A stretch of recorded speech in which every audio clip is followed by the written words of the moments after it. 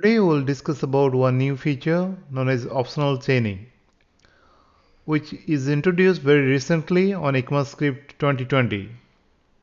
Before diving into that of what does it mean by optional chaining, let's discuss about one simple object. We have an object known as person, which has one name property and one nested object. So if you try to access city, what do we do? Person dot address dot city. So we can create a nested or chain kind of structure to access the deep dive property, for example city. So which will works exactly fine. But for example, what will happen if you want to access a non-existence property? For example, office is optional.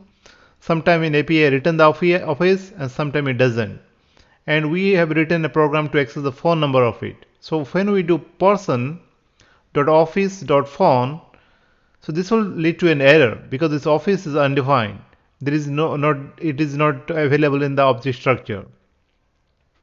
So this error is sometimes causing lots of issues because your code of execution will terminate and it will throw some exception into the user directly, you know, and you have to handle it properly. You have to put if person.office is undefined, then try to access it. So you have to write a little bit more code. But optional chaining is reducing that pain, like using this question symbol, like if person.office question, if this office is not available, this phone will return as a undefined. Now see this example in action.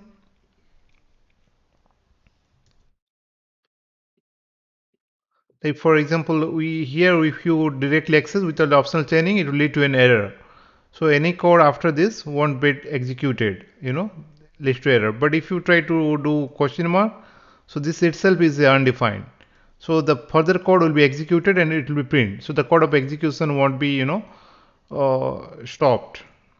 So hope you learned something today. Have a good day ahead. Bye bye.